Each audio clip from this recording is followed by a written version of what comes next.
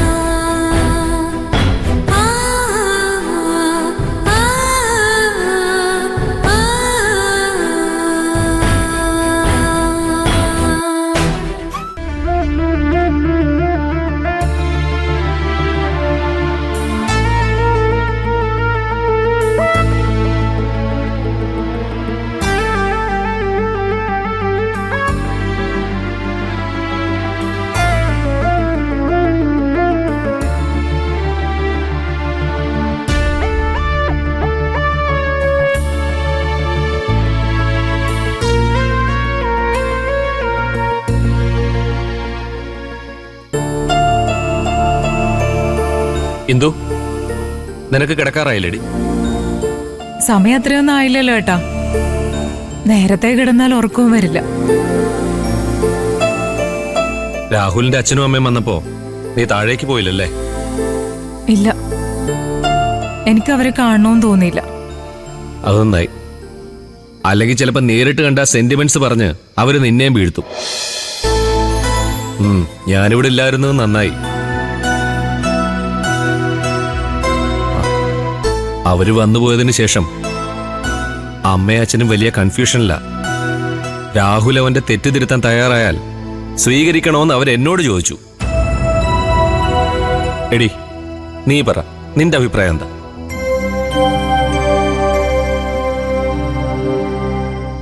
എനിക്ക് ഈ കാര്യത്തിൽ അഭിപ്രായം ഇല്ലെന്ന് തുടക്കത്തിൽ ഞാൻ ഏട്ടനോട് പറഞ്ഞല്ലേ.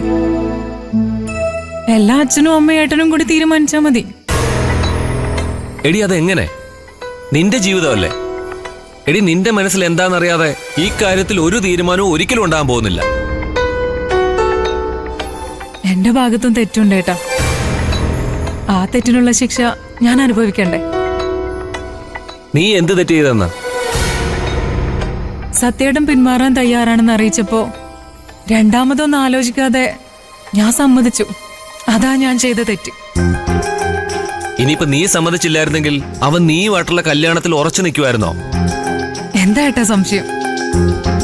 നമ്മളെല്ലാരും ആ ബന്ധത്തിൽ നിന്ന് മാനസികമായി അകന്നൂന്ന് തലേ ദിവസത്തെ ഫംഗ്ഷനോടെ സത്യേട്ടന് ബോധ്യമായി.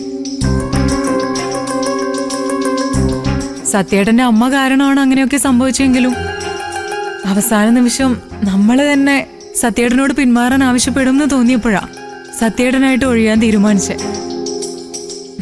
അത് വലിയൊരു അവസരമായി കണ്ട് നമ്മളെല്ലാവരും രാഹുലേട്ടനിലേക്ക് തിരിച്ചുപോയി. സത്യേട്ടനെ പോലെ ഒരാളോട് ഒരിക്കലും നമ്മൾ അങ്ങനെ കാണിക്കാൻ പാടില്ലായിരുന്നു ഏട്ടാ. അതിന് ദൈവം തന്ന ശിക്ഷയായിട്ടാ ഞാനിപ്പോ അനുഭവിക്കുന്നത്. നമ്മുടെ സത്യനൊരിക്കലും നമ്മളെ ഒന്നും അങ്ങനെ ശപിക്കില്ല. ദേ ഇപ്പൊ നോക്ക്, അവനും പ്രതിഭയും സന്തോഷത്തോടെ ജീവിക്കുന്നുണ്ടല്ലോ. ജീവിക്കട്ടെ, ജീവിക്കണം. നമ്മളെപ്പോലുള്ളവർക്ക് ഒരു പാഠമാവണം സത്യേട്ടന്റെ ജീവിതം. എടി ഇന്ദു, എടി മോളെ, ഞാൻ ഇതൊരു കഷ്ടം ഇത്.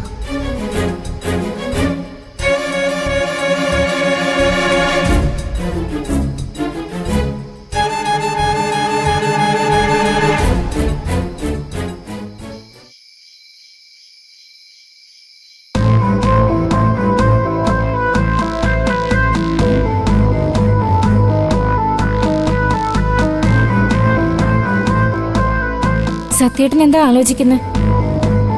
അമ്മ ശ്യാമിനെ കുറിച്ച് പറഞ്ഞാണോ? അതുമാത്രമല്ല പ്രതിഭേ, അമ്മ ഈ ചെയ്തു കൂട്ടുന്ന പല കാര്യങ്ങളും ഈ കുടുംബത്തെ തകർക്കും. അതൊക്കെ ഓർക്കുമ്പോൾ വലിയ പേടി തോന്നും എനിക്ക്. സോന ഇവിടെ നിന്ന് പോയതോടെ എനിക്കും ചെറിയ പേടിയുണ്ട് സത്യേട്ട. ഇതുവരെ അമ്മ എന്നെ എന്ത് പറഞ്ഞാലും സോന അതിൽ ഇടപെടുമായിരുന്നു. നീ പേടിക്കൊന്നും വേണ്ട. അമ്മ പറയുന്ന ന്യായമായ കാര്യങ്ങളെ നീ അനുസരിക്കേണ്ടു. അല്ലാതെ എന്തുണ്ടായാലും നീ എന്നോട് പറഞ്ഞാൽ മതി. ഞാൻ പരമാവധി അഡ്ജസ്റ്റ് ചെയ്തോളാം സത്യേട്ട. തീരെ നിവൃത്തിയില്ലെങ്കിൽ മാത്രമേ ഞാൻ പ്രതികരിക്കൂ.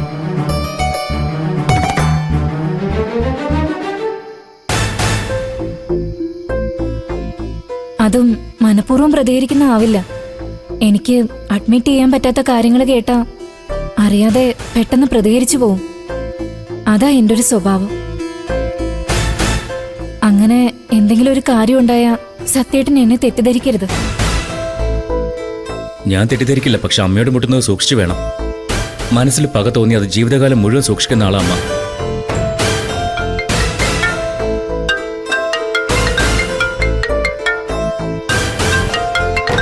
ഇന്ദു ആണല്ലോ.